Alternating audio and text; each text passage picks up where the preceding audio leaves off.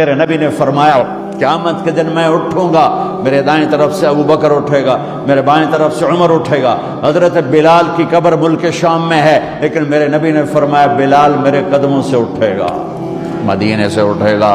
ہاں ہائے ہائے، آپ نے کہا لوگ پیدل چلیں گے، میں براق پہ چلوں گا، بلال میرے آگے سرخ اونٹنی پہ سوار چلے گا۔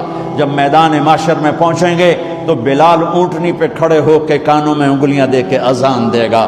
وہ اذان بلالی رہ گئی رسم اذان، روح بلالی نہ رہی، فلسفہ رہ گیا تلقین غزالی نہ رہی۔ وہ اذان بلالی ہم سب سنیں گے جب کہیں گے اشہد ان لا الہ الا اللہ، تو سارا میدان معاشر کا مرد عورت کہے گا سچ کہہ رہے ہو۔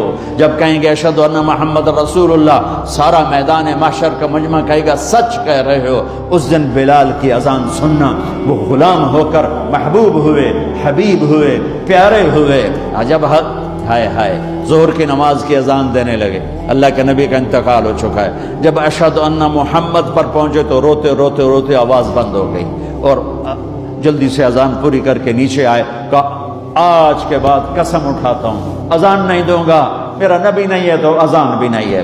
اور حضرت ابو بکر سے اجازت لے کر جب وہ خلیفہ بن گئے، جہاد پہ چلے گئے، 6 مہینے تک آئے نہیں۔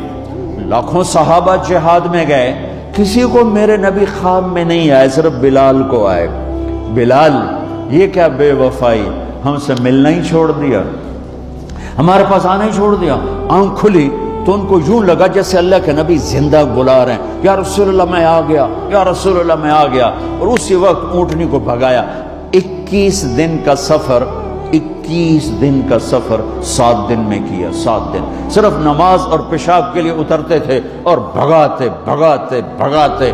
8ویں دن جب مدینے میں پہنچے تو آتے شور مچایا، یا رسول اللہ میں آ گیا، یا رسول اللہ میں آ گیا۔ ان کے ذہن سے نکل گیا کہ آپ تو دنیا سے جا چکے ہیں۔ جب مسجد کے قریب پہنچے تو پھر تڑپ اٹھے اور چیخنے لگے کہ آپ تو ہیں ہی نہیں۔ پھر گئے سیدھے قبر پہ جا کے یوں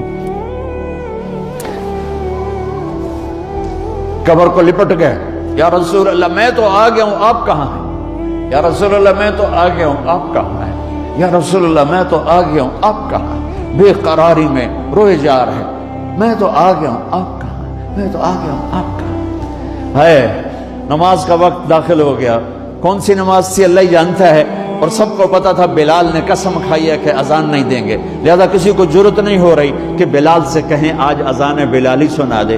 تو چند صحابہ کو خیال آیا کہ نبی کے نواسوں کو سفارشی بناتے ہیں، حسنین۔ آپ نے فرمایا میری آنکھوں کی ٹھنڈک حسن اور حسین، میرے جنت کے پھول حسن اور حسین۔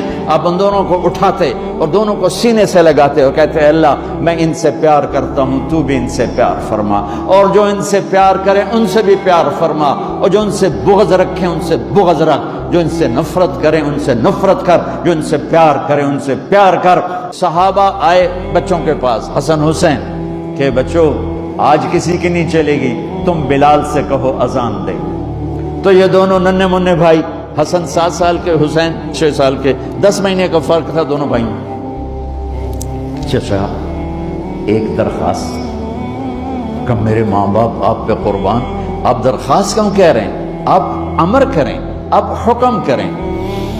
کہنے لگے جیسے آپ ہمارے نانا کے لیے اذان دیتے تھے آج ہمارے لیے دے دو۔ تو ایک دم وہ رونے لگے۔ بلال کہا ہائے میرے بچوں، میں نے قسم اٹھائی تھی کہ میں اللہ کے نبی کے بعد کبھی اذان نہیں دوں گا، لیکن تم پہ تو ہزاروں قسمیں قربان ہیں، میں اپنی قسم توڑتا ہوں اور اذان دیتا ہوں۔ جب وہ چڑھنے لگے اس بی بی کے گھر، قریب ایک انصاری عورت کا گھر تھا جس کی چھت پہ چڑھ کے اذان دیا کرتے تھے، تو سانس رک گئے سب کے، آنکھیں پھٹ گئیں، اور وہ یوں منظر دیکھ رہے کہ آج بلال تو ہے، محمد مصطفیٰ نہیں ہے۔ آج اذان بلالی تو ہوگی لیکن محمد مصطفیٰ کی جھلک نہ ہوگی۔ جب ان کانوں میں انگلیاں،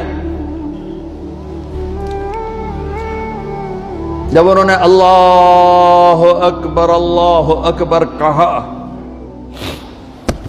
تو مدینے میں گھر گھر ماتم بچھ گیا، عورتیں بھی چیختی ہوئی گھروں سے باہر نکل آئیں، سارے مدینے کی گلیوں میں چیخ و پکار مچ گئی اور یوں سب کو لگا جیسے محمد مصطفیٰ زندہ ہیں اور ان کا زمانہ ہے، لیکن آپ تو جا چکے تھے۔ یہ بلال کو جو رتبہ میرے رب نے دیا، یہ غلامی مصطفیٰ کی وجہ سے دیا ہے۔ آپ سب میرے بھائی بہن بیٹھے ہو، میرے بچے بچیاں بیٹھے ہو، اپنی زندگی کی قیمت لگاؤ، اور یہ قیمت پیسے سے نہیں ہے، پاؤنڈ سے نہیں ہے، ڈالر سے نہیں ہے، ڈگریوں سے نہیں ہے، یہ غلامی مصطفیٰ سے ہے، یہ محمد مصطفیٰ سے ہے۔